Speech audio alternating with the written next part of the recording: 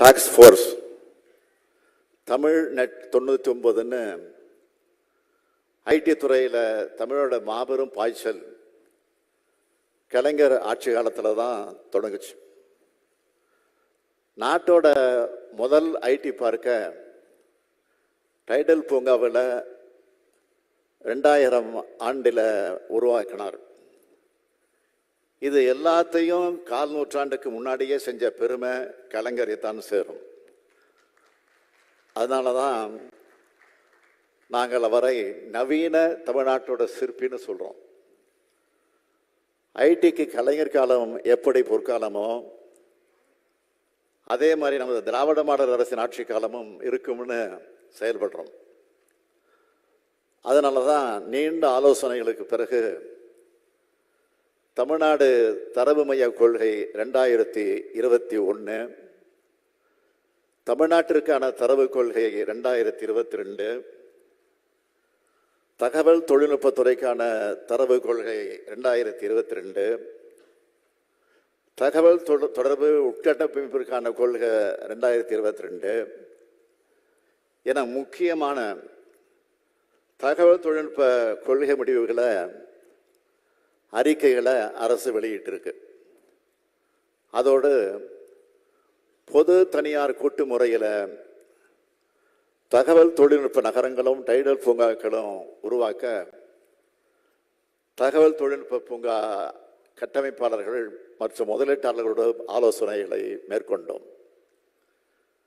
அனைத்து தகவல் தொடர்பு நிறுவனங்களுடன் பேச்சுவார்த்தை நடத்தி 5G அலைக்கற்றை அமைப்பை துரிதப்படுத்தினோம். இயற்கை பேரிடர் காலங்களில் இணையம் மற்றும் தகவல் தொடர்பு இணைப்புகள் செயலிழக்காமல் இயங்க தேவையான முன்னேற்பாடுகளை குறித்து விவாதித்தோம். அனிமேஷன், விஷுவல் எஃபெக்ட்ஸ், கணினி விளையாட்டுகள் மற்றும் காமிக்ஸ் துறை சார்ந்த நிறுவனங்களோட 2 முறை கலந்துரையாடல்கள் நடத்தணும். நம்ம தமிழ்நாட்டில் இந்த துறைகளில் வர்த்தகம் துவக்கிறதுக்கான முயற்சிகளை செய்து கொண்டிருக்கோம். நான் அடிக்கடி சொல்வதுண்டு, எனக்கு 2 கனவுகள் இருக்கு. ஒன்று, தமிழ்நாட்டை $1 டிரில்லியன் பொருளாதாரமாக உயர்த்தணும். இன்னொன்று, உலகத்தோட மனிதவள தலைநகரமாக தமிழ்நாட்டை மாற்றணும். அதுக்காக முழு ஈடுபாட்டோட என்னை நானே அர்ப்பணிச்சுக்கிட்டு இருக்கேன். வளர்ச்சிங்கிறத வெறும் எண்களில் மட்டும் இல்லை, மக்களோட வாழ்க்கை தரத்தில் காட்டுறோம். எல்லா துறைகளும் அதுக்கான செயல் திட்டங்களோட சிறப்பாக செயல்படுது. அதில் முக்கியமான துறையாக தகவல் தொழில்நுட்பத்துறை இருக்கிறதுல எனக்கு மிகுந்த மகிழ்ச்சி.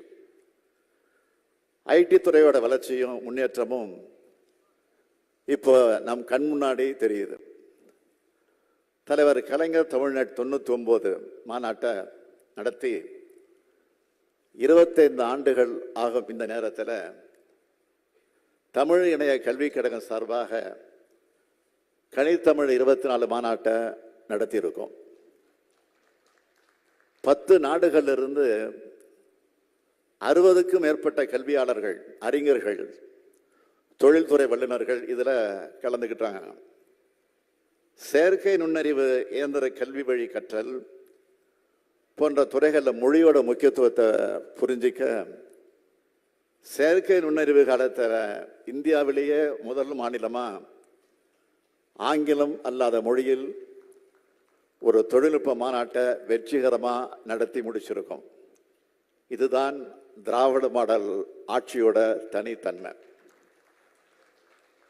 எல்காட்டில் அனுமதி வழிமுறைகள் அதை மேம்படுத்துறதுனால 5G அலைக்கற்றை நடைமுறைப்படுத்தல துரிதப்படுத்தி இருக்கோம். தமிழ்நாடு டிஜிட்டல் மயமாக்கல் வியூகத்தை அறிமுகப்படுத்தினது சென்ற ஆண்டு செஞ்ச சாதனைகளில் முக்கியமான ஒன்று.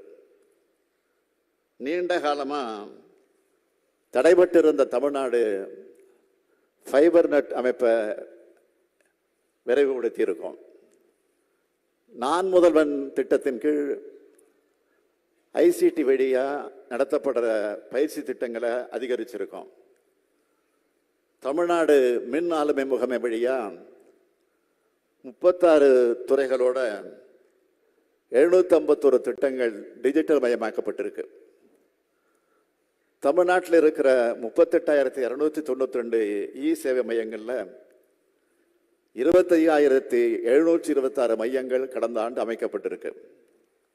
இது ஒரு டிஜிட்டல் புரட்சி இல்லையா? சென்னையில் 1000 வைஃபை ஹாட்ஸ்பாட்ஸ் அறிவிக்கப்பட்டிருக்கு. கடந்த ஆண்டு சென்னையில் மட்டும் 11 மில்லியன் சதுர அடி அளவிலான புதிய அலுவலகங்கள் குத்தகைக்கு விடப்பட்டிருக்கு. இதில் இருந்த இந்த துறை எப்படிப்பட்ட வளர்ச்சி அடைஞ்சிருக்குன்னு நீங்க தெரிஞ்சுக்கலாம். 2021-22 ஆண்டுகளில் சென்னை நகர பகுதிகளில் பணியாளர்களோட எண்ணிக்கை 40 விழுக்காடு வரைக்கும் அதிகரித்து இருக்கிறதா சென்னை பெருநகர மாநகராட்சி கவுன்சில் மதிப்பிட்டிருக்கு. கோவையிலும் முன்பை விட அலுவலகங்கள் அதிகமாக திறக்கப்பட்டிருக்கு.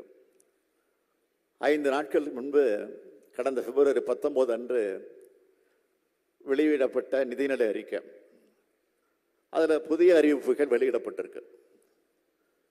புதிய தொழில்நுட்பங்கள் அதை உருவாக்குற புத்தொழில் நிறுவனங்களுக்கு நிதியுதவி அளிக்க இந்த ஆண்டு 5 கோடி ரூபாய் நிதி ஒதுக்கீடு செய்யப்பட்டுள்ளது.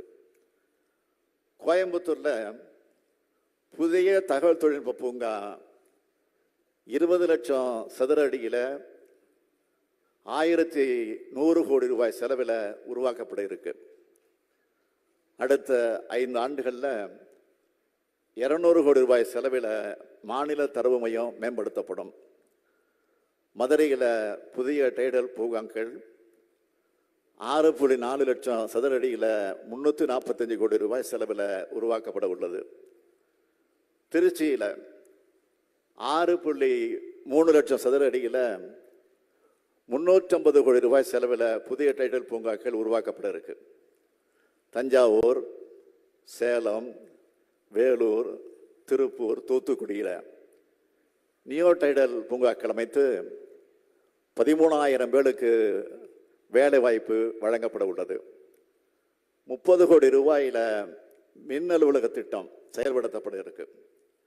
சென்னை, கோயம்புத்தூர், மதுரை, திருச்சி, சேலத்தில் இலவச வைஃபை வசதிகள் என பல்வேறு திட்டங்களை இந்த நிதிநிலை அறிக்கையில் அறிவிச்சிருக்கிறோம். இதெல்லாம் நிச்சயம் ஐடி துறையை வளர்க்கும். மாண்புமிகு அமைச்சர் பழனிவேல் தியாகராஜன் தலைமையிலான இந்த துறையில் தமிழ்நாடு இந்தியாவோட முதன்மை மாநிலமா உயரும் என்ற நம்பிக்கை எனக்கு இருக்கு. தமிழ்நாட்டின் உலகின் மனிதவள தலைநகரமா மாற்றுவோம்.